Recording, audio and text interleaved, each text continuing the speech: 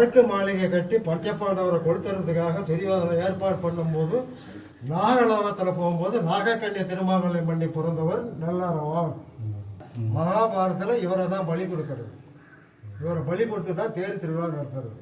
இந்த 32 லட்சம் புரிஞ்சவங்களை யாரை பலி கொடுத்தினா நாடு ராட்சி தேனி ஆளலாம் அப்படின்னு சொல்லி சகுனி சொல்ல சகாதேவன்கிட்ட போயிட்டு நாள் பார்க்கும்போது அரவான் இருக்கிறான், கண்ணி கடியாதவன், அவனை வந்து பலி கொடுத்தீங்கன்னா தான் நீங்கள் வந்து மகாபாரதத்தில் வெற்றி பெறலாம் அப்படின்னு சொல்ல இவரை வந்து ஜோதி 12 நாளைக்கு கதவை தட்டுறார். யாரு? துரியோதனன். துரியோதனை கதை தட்டும் போது வா பெரியப்பா, உட்கார் பெரியப்பா, என்ன சாப்பிட்றியா சாப்பிட்றியான்னு, உங்கள் அப்பனா இருந்தால் கொடுப்பேன், இடம் கொடுப்பியா அப்படின்னு கேட்க, அப்படின்னு யாருக்கு வேணாலும் நான் தரேன் அப்படின்றாப்புல. அதனால் அம்பாளுக்கு வந்து அர்ப்பணம் பண்ணுறதுக்காக என்னை கூட்டம் வரேன்னு சொல்லி ஒத்துக்கிட்டேன் அப்படின்றான். அப்போ நான் கூட்டாலும் நீ வருவியான்னு கேட்குறார். வரேன்றார். அப்போனாக்கா நாளைக்கு வா எனக்கு பள்ளிக்கு அப்படின்னு கேட்குறாரு.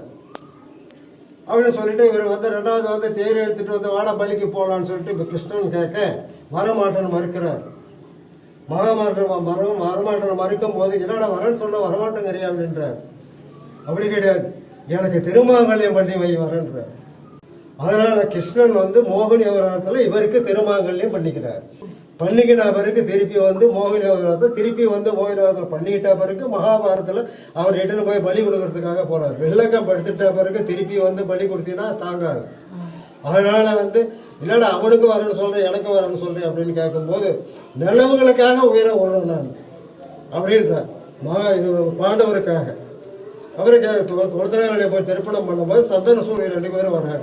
சூரியன் 2 பேரும் வரும்போது என்ன சாமி 4 நாளைக்கு தானே அமாவாசை இன்னைக்கே பண்ணுறீங்களே அப்படின்னு கேட்க, அப்படி கிடையாது, நீங்கள் யார் சந்திரன், நீங்கள் யார் சூரியன், 2 பேரும் சேர்ந்தாதானே அமாவாசை அப்படின்றார். அது முறைக்கு அவங்களே திருப்பணம் பண்ணுறாங்க. யார்? சந்திர சூரியன் 2 பேருமே திருப்பணம் பண்ணுறாங்க சாமி கூட. அதே முறைக்கு திருப்பி வெள்ளகம் எடுத்துட்டு திருப்பி மறுஉயிர் பெற்று வந்து இவர் இட்டுட்டு வந்து விடுறார். துரியோதனம் கூட்டம் மாதிரி அதுக்கும் போகிறார். அதுக்கும் போகும்போது திருப்பி வந்து மகாபாரதத்தில் அந்த ஒரு ஐதீகம், அந்த காளிகம்மா கோயிலுக்கு இந்தாண்ட கொஞ்சோண்டு ஒரு எல்லைக்கல் இருக்குது, அங்கே வந்து மகாபாரதத்தை படித்து அதே மாதிரி அம்பாளுக்கு வந்து அர்ப்பணம் பண்ணிவிட்டு தன்னுடைய சரிகத்தை அறுத்தறுத்து போடணுமே அப்படின்னு சொல்லிட்டு இப்போ யார்கிட்ட சித்தப்பா எல்லார்கிட்ட கொடுக்கும்போது இவங்களாம் வெட்டி போட மாட்டுறாங்க. தன்னுடைய சரீரத்தில் இவரே வெட்டி வெட்டி வெட்டி போட்டு இவர் எலும்பு கொண்டாட விழுந்துடுறாரு. யார் மகனே நீ கேட்குறாங்க. அர்ஜுனனுக்கு நாக கண்ணிக்க போகிறதா நல்லாரப்பா, ஏன்னா மகாபாரதத்தில் பலிக்கு போட்டால் வரன்னு சொல்லி ஒத்துக்கிட்டேன், என்னை முதல் வந்து சத்தியம் பண்ணி வாங்கிட்டான், அதனால் அம்பாளுக்கு அர்ப்பணம் பண்ணுறேன் அப்படின்றார். சரி உனக்கு என்ன வேணும்னு கேட்குறாங்க. பார்க்க கண்ணும் கேட்க செய்ய வேண்டும். பல மக்கள் வந்து என்னை பார்க்கணும், அந்த வேண்டுதலையை முடிக்கணும், அப்படியேப்பட்ட எனக்கு வர வேண்டும் அப்படின்னு கேட்குறார். சரி சொல்லிட்டு நீ அப்படியே போயிட்டு உட்கார். பகவான் மண்டலத்தில் அந்த அவனுடைய ஒரு அனுகிரகம் ஜனங்கள்லாம் வருவாங்க. அந்த அம்பாள் அவங்களுக்கு வந்து நல்ல அனுகிரகம் பண்ணி அனுப்பும், அவங்களுக்கு நல்லபடியாக அனுப்பும் அப்படின்னு சொல்லிட்டு அந்த அம்பாள் வரம் பார்க்க கண்ணும் கேட்க செவியம் படைச்சி ஊஞ்சல் வந்து உட்காரார். மகாபாரதத்தில் ஒரு நாள் மட்டும்தான் தேர் ஒரு ஆட்சியோடு இருப்பார்.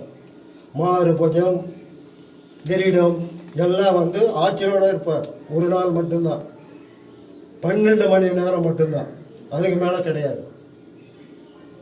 ஒரு நாள் மட்டும்தான், அந்த 12 மணி நேரம் மட்டும்தான். ஒரு நாள் 24 மணி நேரம், 12 மணி நேரம் மட்டும்தான் இருப்பார் ஆட்சியோட. அதே மாதிரிக்கு இவரை வந்து அழிச்சு அதே மாதிரி தான் எடுத்துகிட்டு போயிட்டு காளிகம்மா தேவிகிட்ட கொண்டு போய் அனந்த பிரசாதம் பெற்று திருப்பி வந்து ஊஞ்சல் வர மக்களுக்காக சேவை பண்ணிட்டு இருக்கிறார். யாருக்கு என்ன வேணுமோ அனைத்து காரியத்தையும் நீங்கள் வந்து வெற்றியோடு வேண்டிக்கிட்டு போனால் அடுத்த தடவை வரும்போது கண்டிப்பாக கிடைக்கும். அதனோட மாற்றங்களே கிடையாது. புரியுதுங்களா? அதனால் வந்து அம்பாளுக்கு வந்து என்ன பண்ணுறோம், அந்த அம்பாளுக்கு வந்து அர்ப்பணம் பண்ணதுனால இவருடைய அந்த ஜனங்கள் வந்து கண்ணி கழியாதவங்க, பெண்களாக இருந்தாலும் ஆண்களாக இருந்தாலும் இங்கே வந்து பரிகாரம் பண்ணால் சீக்கிரமாக திருமாங்கல்யம் முடியும். இங்கே வந்து பரிகாரம் பண்ணுறது உண்டு. அந்த பரிகாரம் எங்க பார்த்தாலும் போயிட்டு பண்ணிட்டு முடியாது. இப்ப வந்து கண்டிப்பா இங்க வந்து அந்த கைகால யுத்தம் திருமாங்கல்யம் பண்ணாக்க பணம் வாங்கணும், வீடு வாங்கணும், சண்டை பிரச்சனை எல்லாம் சால்வி ஆகும். எல்லாமே சால்வி ஆகும். இங்க வந்து பண்ணிக்கலாம். ஆமா.